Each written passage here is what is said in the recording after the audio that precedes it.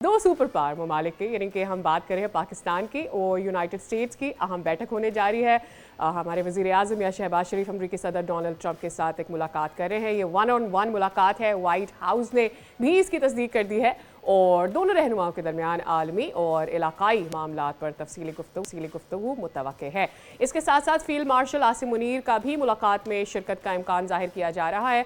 And I hope that you guys do remember कि इस्लामी सरबराहान से मुलाकात के दौरान दोनों रहनुमा बेतकल्लुफ़ एक दूसरे से मुसाफा कर रहे थे और लग ऐसा रहा था कि आगे जाके जो 1-on-1 मुलाकात जिसके लिए आज बात भी कर जा रहे हैं हम, वो भी अच्छी होगी, खुशगवार मूड में होगी और वो माहौल जो है वो पाकिस्तान के लिए भी साजगार होगा। At the same time deputy वज़ीर आज़म इसहाक़ डार भी इस मुलाकात में शरीक थे जो डोनाल्ड ट्रंप से हुई थी।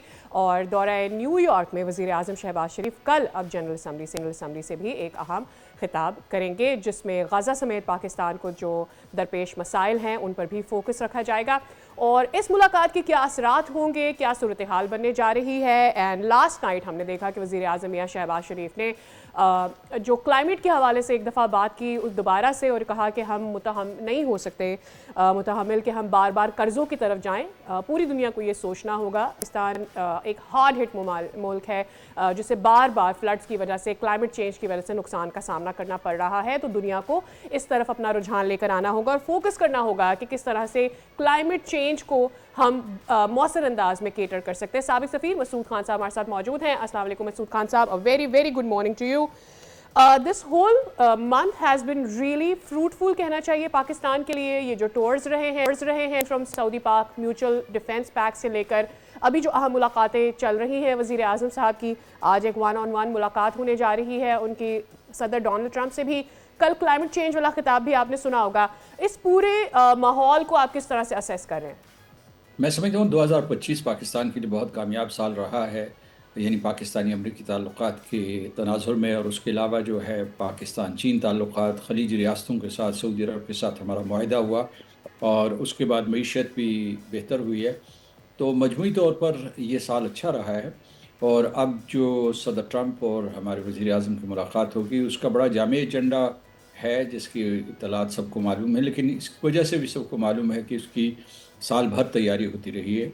और उसमें न सिर्फ हमने अपना दफ़ाई ताल्लुक़ मजबूत करना है बल्कि ये भी हमने यकीनी बनाना है कि पाकिस्तान इलाक़ाई और बैनुल-अक़वामी सलामती के लिए अपना किरदार अदा करता रहे, जिसको अमेरिका तस्लीम करता है, जिसको चीन ने तस्लीम किया है। और अभी हाल में जो हमारा सऊदी अरब के साथ मुआहदा हुआ है इसका मतलब है खलीजी रियासतें भी उसे तस्लीम करती हैं। तो दूसरा ये है कि हमने दो तरफ़ा ताल्लुकात को बढ़ाना है, ख़ास तौर से माशी तामुन, तजारती ताल्लुकात। और जो आपको मालूम होगा कि अमेरिका पाकिस्तान के लिए सबसे बड़ी बरामदी मंडी है। उसके अलावा हमने ये अमेरिका ने इंदिया दिया है कि वो यानी क्रिप्टो करेंसी, फिर दूसरे जो है सिर्फ क्रिप्टो करेंसी नहीं, क्रिप्टो के जो बाकी बाकी मामलात हैं। उसके बाद जो है न्यू टेक्नोलॉजीज़, उभरती हुई टेक्नोलॉजीज़, ज़राअत, तवानाई, बिलखसूस रिन्यूएबल्स या जिनको आप कह सकते हैं मुतबादल तवानाई। तो इसके लिए जो है हमारा इश्तराक होगा। न सिर्फ अमेरिका ने हमारे ऊपर इस इलाके में, इस खत्ते में सबसे कम टैरिफ आयद किए, बल्कि ये भी कहा है कि वो पाकिस्तान को तेल के ज़खायर पाकिस्तान में तलाश करने में मदद देंगे।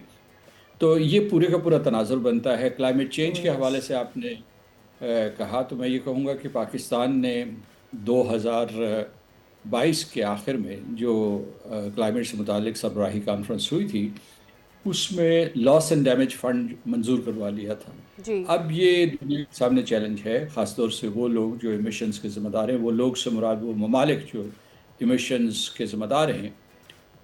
वो ऐसे ममालिक जैसे पाकिस्तान हैं जो मोस्ट वल्नरेबल कंट्रीज़ हैं।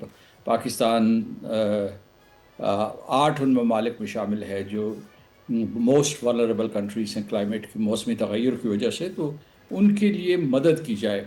और इसके लिए जो है ये मतलब हमारे लिए एक एग्जिस्टेंशियल चैलेंज है।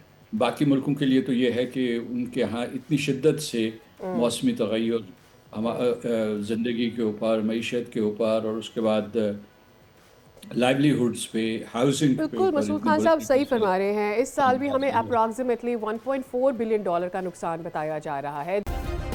سبسکرائب کریں اور بیل دبائیں تاکہ کوئی خبر رہ نہ جائے.